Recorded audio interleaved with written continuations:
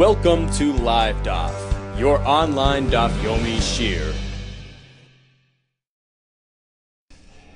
Shalom Aleichem, welcome back. Today's Daf is Kesubos Lametes. We left off on the bottom of Lamed Ches Amud Beis, but perhaps let's go back a bit to review the last 6 lines. So 6 lines from the bottom. Amar Abaye. Abaye asked the following Shaila. Ba'aleha u'meisa. Suppose this fellow was involved with an Isha forcefully, ba'oines. And then the Isha was Mesa. She passed away before her father, who was entitled to accept this payment, the knas payments, before her father got a chance to issue a verdict against him, to create a gemar din and bezdin against this fellow and demand payment. So she passed away before that happened. Ba'aleha u'meisa, potter. Now the fellow no longer has to issue payment. Shenemar v'nosan lavi hanara. He's meant to remit payment to the father of the nara, v'loy lavi meisa, as opposed to the father of the nara, who's no longer here. She is meisa, and therefore he is potter. That's Abaye's approach. Says the Gemara, Mosa the pshita lila Abaye, but this halacha, which seems to be clear and obvious to Abaye, that what? If there is no nara in existence at time of payment, there is no payment. Actually, this very same question was posed as a question by Rava. He was unsure. Because Rava asked the following: Yesh beger bekever or ein beger bekever. So we know that as long as the Isha is still a nara is from the point of bas mitzvah, from the point of shtei saris, when she exhibits signs of adulthood, it starts then and lasts for 6 months, as we're going to see in the Gemara, at which point she turns into a boigeres, a full-fledged adult. Halacha of knas by oines by mafata applies specifically during this time frame of na'ara. Suppose this fellow committed oines with these na'ara, and then by the time they got around to nail him in Bezdin, this Isha had already turned into a boigeres. The halacha is that the payment is directed to the Isha herself. It's redirected from father to the daughter. She keeps the payment. Suppose she had never achieved the state of bagrus. You know why? Because she passed away. So she passed away slightly prior to becoming a boigeres. And now time has passed, and father took the fellow to Bezdin. They were machayiv him mammon, but if you think of it, had she have been around, she would have already achieved bagrus. Say she passed away a week before, she would have turned into a boigeres. Now it's a week later. Does father retain rights to receiving payments, or does it go to her family, her daughter, her son, if she were to have a son who can be Yerisha? That was Rava's Shaila.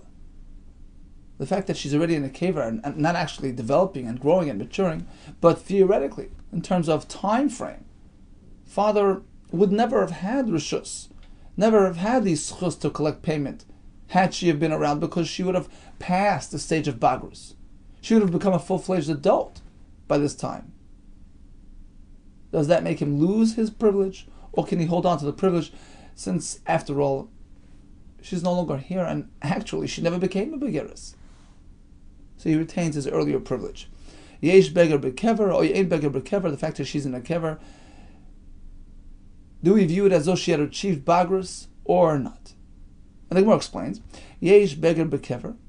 Has bagrus been achieved even in the state ude b'nahavi, in which case payment issued by this perpetrator is redirected to her son, who is yerisher.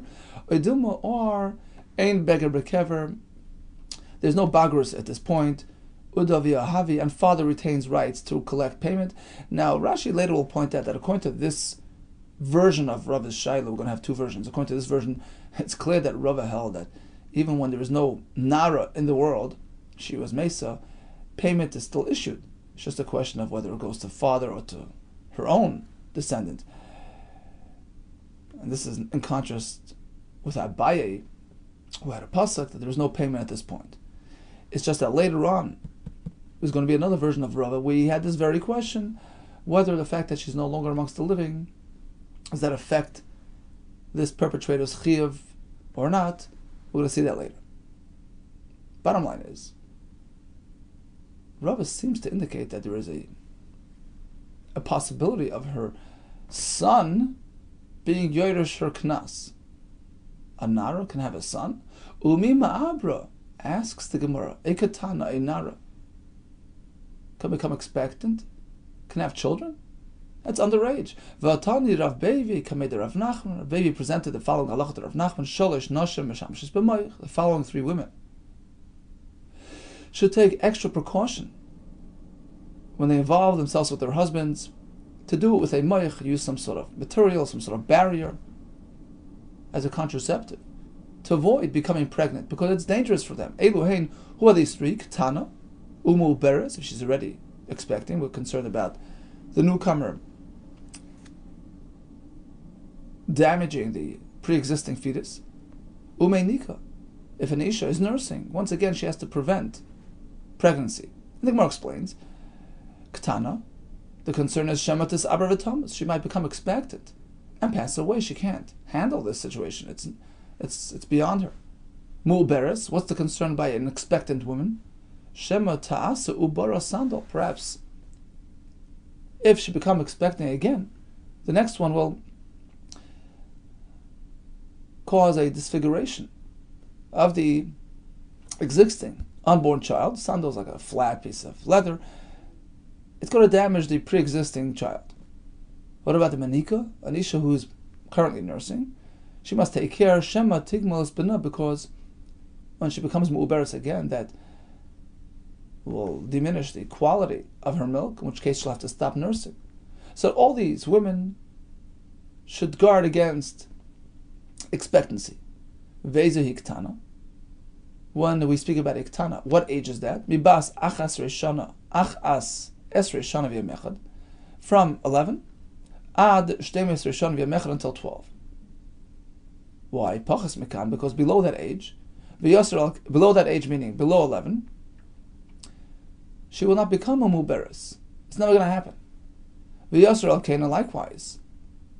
Beyond 12, there's no concern either, because at that point she can tolerate pregnancy.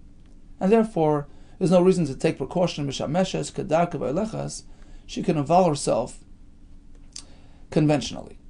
So according to Rabbi Meir, Katana, Muberes, Aminika have to guard themselves against Ibur. They disagree. Whether it's the ordinary Isha or these special circumstances, she just proceeds normally without precaution. Hashem will have compassion and watch over her. Hashem guards over those unsuspecting individuals. Bottom line is, it's clear from the Brisa that Iktana cannot possibly become a Muberes.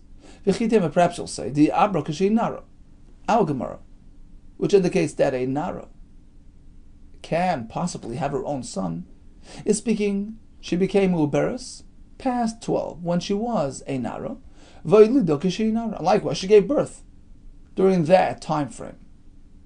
Well, that's not enough time. How can she give birth within 6 months? V'amar Shmuel, the entire Na'ara stage is merely 6 months.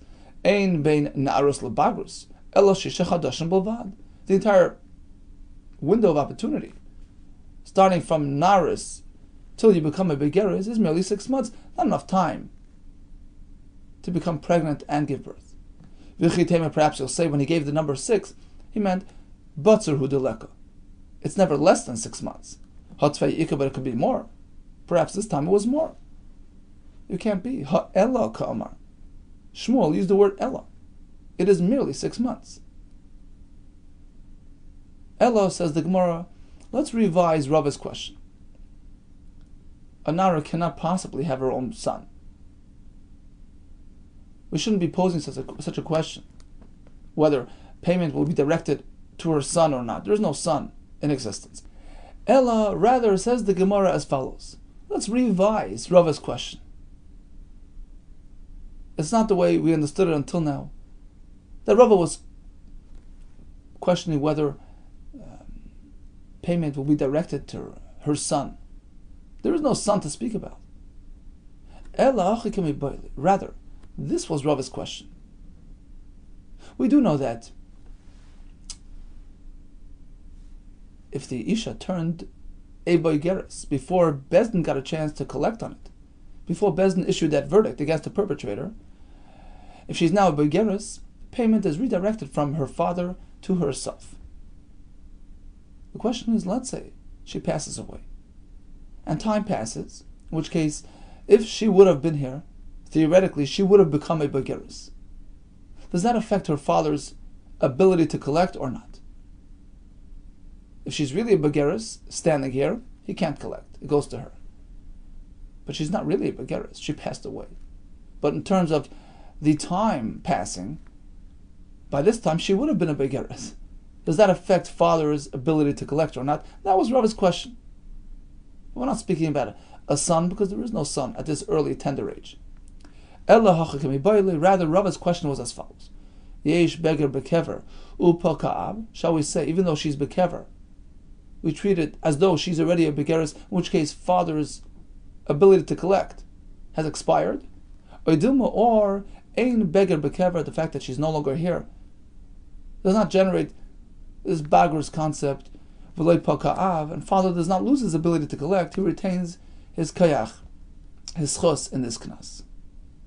That was one way to explain Rava. Ma bar Avashi barilo hochi. Ma bar Avashi had a different way to present Rava's shaila.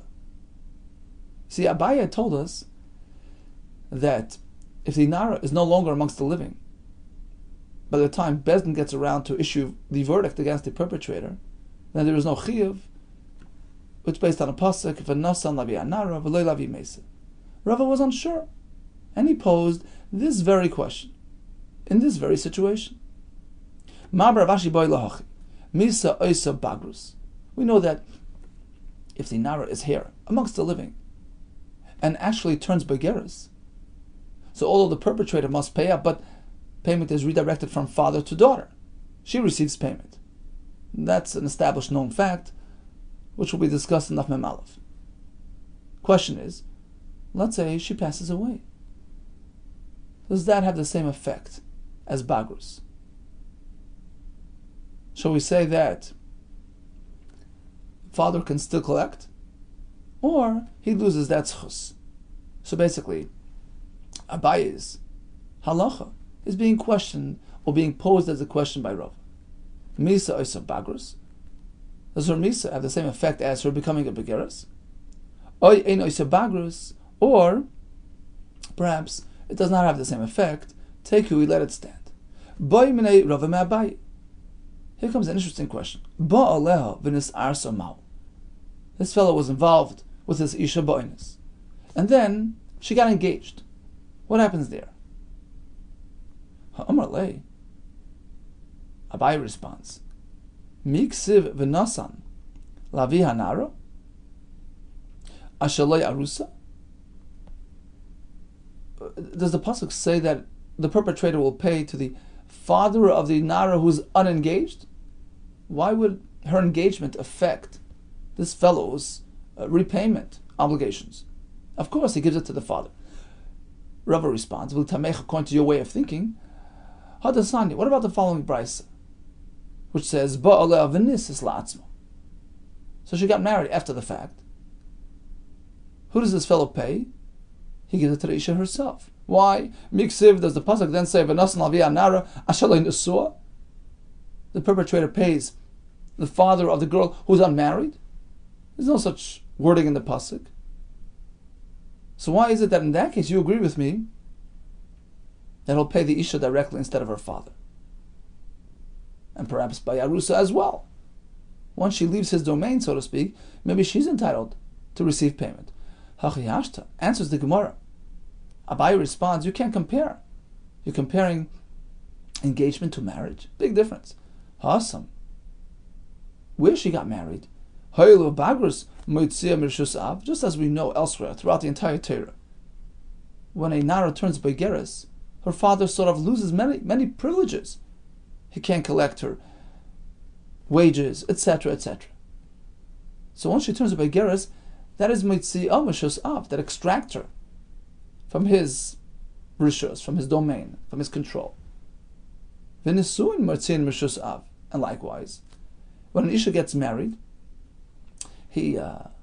father loses control. For instance, pertaining to Hafaras Nadarim, he can't just disrupt her vows. Once she's married, she identifies with her husband and not with her father. So we see that Bagrus is comparable to marriage. And therefore, pertaining to Knas, here as well, let's compare them. Ma Bagrus, just as the concept of Bagrus redirects payment. Ba'aleh u'bagr la'atzma. If this fellow did an oinus, and then she turns Bageres, who will he pay? Pay the Isha. Af nesuin, likewise, when she gets married. In the interim, ba'aleh v'nisis la'atzma. After this oinus took place, she got married, payment is redirected from father to the Isha, because she's her own independent person. That's true for Begeres or for Nesua. But you're proposing the same by Erison? Why? Ella Erison, merely engagement, that doesn't really have an effect on her status. Mika Mapki Mirshusa Dav Lagamri? Since when does engagement disengage the daughter from her father completely? She's still connected to him. Hatanan, we find a Mishnah regarding Hafaras Nadarim. Na'ara Hamurasa, an engaged Nara, who has rights to disrupt her vows, Avia Ubala Mafirin Lonadarea. Her chassan and her father both have equal rights, they share. They have a partnership pertaining to access to her Nadarim. Clearly, even after engagement, she still identifies with her father. And therefore, says Abaye, it's pashut that the fellow will pay the knas to her father. Okay, so let's summarize. Ba'aleha Mesa, says Abaye, he's pater. Rava, according to the first version, it was clear to Rava that there is payment. Question was, well, is it considered like a begeres? Meaning, let's say enough time has passed where theoretically she would have been a begeres had she been alive. Does that affect the change? Does that lose the father's chus or not? According to the second version of Rava, he had the same shaila as Abaye's halacha. Let's say ba'aleho mesa, daughter's not around, irrespective of the bagrus aspect. Let's say she still would have been a nara had she been alive, but the fact that she's no longer here, does that exempt the perpetrator or not? Then Abaye explained to us the difference between a begeres, where she leaves her father's domain, in which case payment is directed to her. A nesua as well has the same idea, as opposed to arusa, where she's still connected to father, and therefore her father still is entitled to receive the knas payments. Continues the Mishnah. What are the differences between oines, a forceful involvement with an isha, or merfata, a coerced involvement, in which case she sort of consents to the experience? We have a total of 3 differences. Hamafata noisin shleisha dvar. In the case of mafata, there are 3 payments. Va'oines arba. An oines has to add a 4th payment as well. Hamafata noisin boishas ubgam. Hamafata pays for shame, and pgam for loss of value. Uknas, he adds the 50 shekel as well. That's the knas. 3 payments in total. Moisevel of oines. An oines adds a 4th payment, which is shenoisin asatzar. He pays for the discomfort that she experienced. Ma ben oines l'mafata. If so, what is the difference between oines and mafata? Well, we just mentioned the payment of tsar. Oines noisin asatzar. Mafata einoi noisin asatzar. Oines adds tsar, which mafata does not pay. What else? Difference number 2 is ha'oines noisin miyad. Pertaining to the knas payments, oines pays right away, irrespective of whether he follows through and actually accommodates her through marriage, which is a requirement min haTorah. He pays before any questions are asked. He pulls out the checkbook, pays all his payments, including the knas payment of 50 shekalim. As opposed to v'hamafate l'kashayotzi, although the boishes and pgam are paid immediately, but the knas aspect is only when he chooses not to marry her. So the knas is paid in lieu of marriage. The third difference between oines and mafata is that an oines, he's forced to marry her. Ha'oines shoyse ba'atzitze. That's just an expression. He drinks using the vessel that he chose for himself. To be on him. You involved yourself with this issue. You abused her. You have to accommodate her. Otherwise, nobody will get near her. So this is a way to fix what you did. Go marry her. Mafata, imratza lahoitzi moitzi. As opposed to mafata, it's up to him. He can choose to marry or not. Keitzad shoyse ba'atzitze. To what extent do we say that the oines must proceed and accommodate the isha? Afilu hichigeres, even if she's limp. Afilu hisuma, blind. Afilu mukashchin, even if she's full of boils. But if there's a halachic barrier, nimtza badvar erva, let's say he married her and she was involved with other men under his care, in which case he shouldn't be holding on to her. Or in terms of her lineage, in terms of her status, she's unfit to marry into the community. In this case, he can't marry her. And we learn she's meant to be his wife, a proper wife. Isha, somebody befitting him. So the oines adds tsar. Why? What is the tsar all about? Asks the Gemara tsar demai pertaining to what?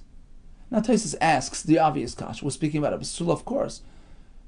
There is the tremendous discomfort when the basula membrane is disrupted. Taisus answers the name of the Ri, a chiddush, that during the experience, because of the overwhelming positive aspect of the experience, she will not discern that specific tsar, but that only comes after the experience, in which case he's not obligated to pay for that. Taisus calls it a grama. It's only a goyrem of that tsar. So that sets up the Gemara's kasha, tsar demai. So why is he paying? What type of tsar did she experience? Amar avod Shmuel, the tsar is shechavta al gabe karka, because he threw her on the ground. Maskevla Rabbi Zera, elami ata. If that's the reason, then chavata al gabe shirain. Suppose he threw her onto soft materials, in which case she did not have that violent experience. Hachinami de pata, you're going to say that he doesn't have to pay tsar? Perhaps he'll say, indeed, that's true. But that isn't true about Tanya. Rabbi Shimon ben Yehuda Omer, Mishum Rabbi Shimon, he disagrees with the tsar payment by the oines. He totally disagrees with the Mishnah. He says, no, oines, even though he did it by oines, there's no tsar payment, because you know why? Because eventually she will have the same experience with her husband. So that's the reason why the oines doesn't have to pay. It's inevitable. She will experience it in the future in any case, so there's no reason to pay for that.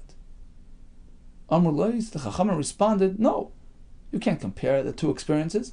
There's no connection between Nevelas ba'oines and Nevelas ba'ratze. You can't compare an Isha who is forced to be involved with this man as opposed to her future experience with her husband, which will be consensual, unwilling. Now, Rashi explains the Gemara's kasha as follows. Rashi on top. Shesayfil itztar. You see, he presented an argument. He said, look, there's no tsar payment by the oines because it's inevitable. It would happen anyway. Says Rashi. If the tsar that we're speaking about is being thrust upon the ground, why would that happen eventually with her husband? No husband does that to his wife. So the fact that he's using that as an argument to exempt him from tsar, this would have happened anyways. That's a right that we're not speaking about chavat al gabe karka, which wouldn't have happened later. Oh, so that takes us back to the question: which tsar is he paying for? Says the Gemara on line number 2, Ella Amar Nachman Amar Rabba Baravo. Tsar shall pisik haraglaim, the discomfort of having to spread her legs. That experience, that intrusion, is what he's paying for. V'cheinu Omer, as we find the pasuk describing this discomfort, Tifsakias Raglech, you've separated your raglaim, l'chol Omer, to all passerby. Asks the Gemara, Yachi, if that's the experience that he's paying for, mefutanami, then even an isha who's coerced, who's seduced, has the same discomfort, the same experience, and let him pay for that. Amar of Nachman, Amar Rabbi Baravua, true, In theory, yes, but the fact that she did it consensually is sort of a mechila. She's forgiving. She's foregoing that claim. It's compared to the following mashal. Mashal de mefuta l'madav adayma. What should we compare mefuta to? As follows. La'adam shamel chaver. Reuben turns to Shimon and he says, Krash shiroin shalivi potter. You can tear my beged, and I'm not going to have any claims against you. The mefuta as well. She allowed this to happen, so she can't turn around and claim tsar. Asks the Gemara, my beged? Shali davo ninu. It's not the mefuta's personal zechus. It goes to her father. What right does she have to forego her father's zechus? She can't give up that zechus. Ella amar v'nachman amar ravua. The reason why there is no tsar payment by the mefuta is as follows. Pikchay shebahen, the wise amongst the women, oimrais, they say that indeed mefuta ein lo tsar, an isha who went through this experience has no tsar. Asks the Gemara, what do you mean? V'hak kachazin on the isla. We find that she does have tsar. She's affected by this experience. Amar Abaye, so Abaye answered as follows. True, technically there is a minor element of tsar that even a mefuta experiences. After all, she didn't really want to do this. And there is some sort of tsar, be it physical or emotional, but that tsar is sort of overshadowed by the positive elements that she experienced. Amr Li'aim, my caretaker, told me that the mefuta experience can be described as follows. Kemaya chamimi, like hot water being poured al reishe de karcha, on a bald head. So although there's that initial discomfort and shock, but ultimately the positive experience all around from being washed and bathed sort of overshadows and overwhelms that minor element of discomfort. Here as well, the fact that she was willingly involved with this man, that overshadows any possible tsar. Rava Amar, Amrli Bas Rav Chizda, his wife was Rav Chizda's daughter, so his wife told him as follows, the mefuta experience is ki, just like Rivda, the poke, the kosilta of the blood letter.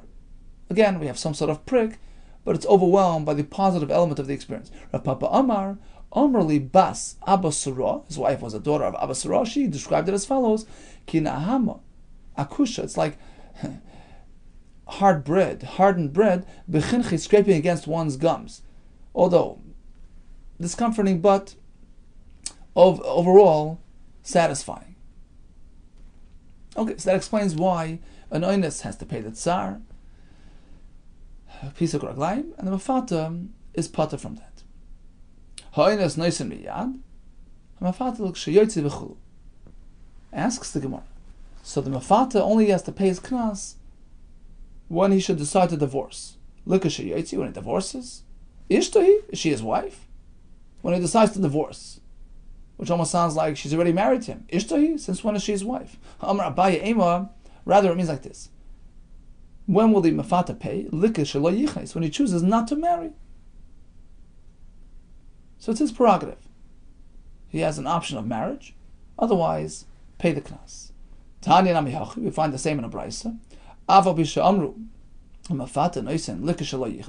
mafata only pays when he chooses not to marry, that's pertaining to the knas element of his obligations. But the other elements, boishes, shame, upgam, loss of value, noisen riyad, that's remitted immediately. Continues the brayso. Whether it's oines or mafata, although there is a mitzvah or chiyuv, or in the case of mafata, an option to marry, but he can't force his way in there. The girl or her father can stop him. Bein hi ubein avia yichoylin le'akiv. So if she's not interested in him, or her father is uninterested, they can get in the way of this marriage. How do we know this? Bishleima mefuta. Certainly the mefuta can do that because Ksiv, the pasuk says, Imayin avia. If father will refuse to hand her over to this fellow for marriage, then he has a full right to do so. And we learn, Ainli ela avia. Perhaps only father has that right. He asma minayin. Can she herself object to this marriage? Yes, Tamad Loimar, Im Moin Yemoin, it's an extra expression, Mikol Mokaim, even she has that right. That's by the Mafuta. Ella Oines, what about the Oines? Bishleima Ihi, I understand that she can get in the way, Ksiv, because the Pasuk says, Veloitia Leisha. Veloitia means, Tihya, Rashi says, means, she's Mahavas Atzmai. She's allowing herself willingly to marry him. Midaita, it has to be with consent. Otherwise, you can't force her. Ella Aviyah Minalan. But how do we know that father can object? Amar Abaye, I'll tell you why. Shelo yehi chayte niskar. We do not want to create a situation where this perpetrator, this fellow who did the Einis, will come out ahead, come out gaining. He'll force the father to hand his daughter over. We don't want that to happen. We take away all rights and privileges from this fellow. And therefore, it lends to reason that father as well can object. Rava Amar, it's based on a Kavachomer.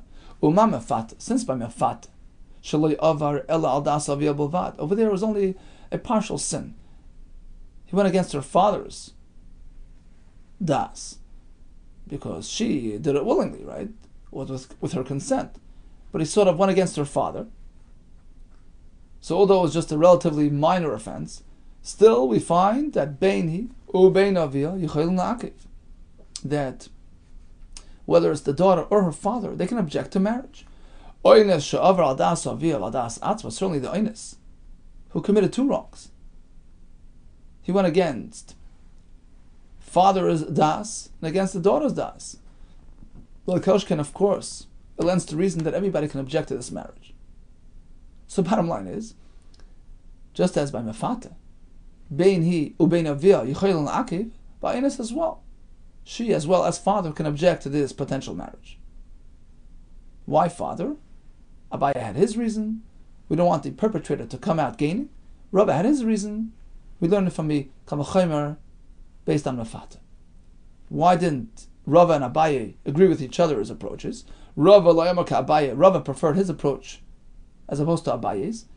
Kivan deka meshalim knas lav chayte niskerhu. The fact is, this fellow's paying big, chamishim shkalim. So it's not considered like a chayte who's gaining. After all, he's not gaining much, since he's it's actually costing him a lot. So the term chayte niskar doesn't really apply here, and therefore that wouldn't be enough reason to explain why the father can object to this marriage. Abaye lo meker Rava. Likewise, Abaye didn't follow Rava's approach, which was based on the Kavachomer from mefata, because you can say mefata the ihu matzi ma'akev. By the mefata, you see, aside from the victim, the Isha herself, or her father objecting to this potential marriage, the perpetrator as well can object, right? In contrast to the Oines, where he has to marry her, mefata doesn't have to; it's his choice. So perhaps by mefata the ihu matzi ma'akev, just as he, the perpetrator, can object to marrying her, and he has that right. So therefore, aviyah nami matzi ma'akev, father as well can stand in the way. Apparently, it's not such a absolute obligation, so to speak. You see that he can just get out of it. So perhaps we allow the father to object as well. But oines the ihu loy matzi ma'akev, as opposed to oines, where it's an absolute part of the process. The perpetrator cannot turn his back on her. So perhaps we want it to be implemented. Aviyah nami lo matzi ma'akev. So sure, the Isha herself can object, but father, who says he has that right? Perhaps it's so important that this fellow accommodates the Isha that just like he, the perpetrator, cannot get in the way, father as well. And therefore, says Abaye, you can't really prove much from mefata. Rather, the svara that I present is the one that proves that a father of an oines can get in the way, which is shelo yehi chayte niskar. Tanya, we have another brayso which says, Aval bisha amru oines noisan miyad. Even though the oines pays it all right away, kishayotzihu ein lo alav klum. Now, interesting question. Typically, an isha can collect ksua payments from her husband upon leaving him, via divorce via death. What about the oinus? He married her after paying all his, living up to all his obligations, and now, let's say k'shiyotzi, he divorces her. Does she have any ksuba claims against him? No. K'shiyotzi, when he decides to divorce her, ein la olav klum, she has no claims against him, no ksuba payments. Says the what's going on? K'shiyotzi, when he divorces her, he can't divorce her. Torah doesn't allow it. Mimatzi mapikla, since when does he have the ability to divorce her? Ema, rather, it means like this. Because he, let's say she somehow makes her way out of that marriage. Rashi says she left and she decides she wants his get. Somehow she arranged a get. Ein la olav klum, she decided to leave him. That she can do, right? So she decides to leave him, and she arranges a get. Ein la olav klum, she will have no financial claims against him. He's not going to be paying any ksuba. Likewise, mace. Let's say he passes away. Typically, an almana collects ksuba, at least 100 mana. Although she wasn't a besula, but she's entitled to 100 mana, half a ksuba, like a beula, like an isha who's a non-besula. No, mace. If he passes away, yotza kesev knasa b'ksevasa. The payment issued prior to marriage, the knas payment, which is 50 shkalim, that is applied towards the ksuba payment, so to speak. Actually, I think it happens to be the same amount of money, because 50 shekalim, each shekel is 2 zuz, so it's 100 zuz. It's perfect. It fits perfectly with the amount of ksuba, which he should be giving her. But in this case, the knas is instead of the ksuba. That's a shita sanakama. Rabbi Yehuda Kessler, no, yesh lo ksuba. On top of everything else, he must pay ksuba payment upon divorce or death. Yesh lo ksuba mana. He has to give 100 zuz. What's the machlokes? But Maika Miflagi. How do you understand the two sides of this argument? Rabbanon Savri, Tanakama holds, Tama Mai Takin Rabbanon Ksuba. Why at all did the Rabbanon enact? Did they establish the Ksuba payment? We don't want a fellow to get rid of his wife so easily. Marriage is based on commitment, on obligations. But that's not applicable in the case of the oinus, because in any case, he can't. Even if he wishes to divorce, he can't. Torah doesn't allow it, so there's no reason to have a ksuba to prevent divorce.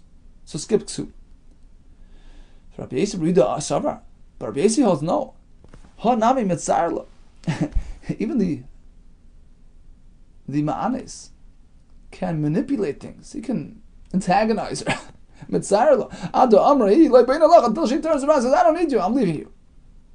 We want to guard against that. And therefore we apply ksuba obligations, even in this case, to avoid this type of development. The Mishnah continued that oines shoyne batzitzi. An oines is forced to marry the isha, irrespective of her physical, etc. condition. Mafata doesn't have that obligation. Let's analyze these two stories. Migmar gamri ma'adadi. Typically, oines and mafata are very close in nature. In fact, just yesterday, they had learned one from the other.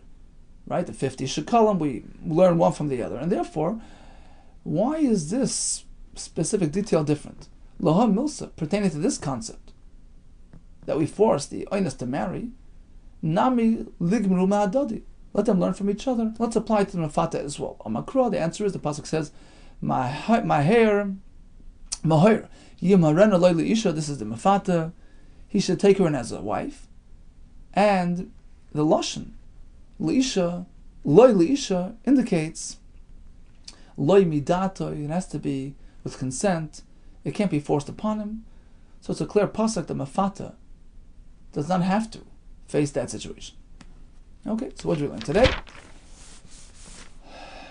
We had the oines, the mafata, 3 differences between the two. Number 1, the oines pays tsar as well. What's the tsar? Pisuk raglayim. Doesn't apply by the mafata. The oines must issue payment immediately, irrespective of whether he's going to marry her or not. The mafata only has to issue the knas if he chooses not to marry. But of course, when it comes to boishes and pagam, that's paid immediately in all cases. the oinus is forced to marry the isha irrespective of what she is and who she is, unless there's some spiritual barrier, she's not right for him, etc. Mafata has the choice to marry, but he can choose not to. Who can object to this marriage? Bottom line is, daughter and father can get in the way, whether it's oinus or mafata. What about the perpetrator? So again, by the oinus he has no choice. Mafata, he certainly has a choice. In the matter, as we learned from the pasuk, loy leisha has to be midaita. What about a nara who passed away before the gemar din was issued against the perpetrator? Abai says he's potter. Rava, according to the second version, is not so sure. Now, let's say she becomes a begeris before this fellow issues payment, before the gemar din, before the verdict has been established. If she marries or becomes a begeris, payment is redirected to her. But if she was only engaged at that point, Abaye maintains payment is directed back at the father. Now, what about the ksuba payment?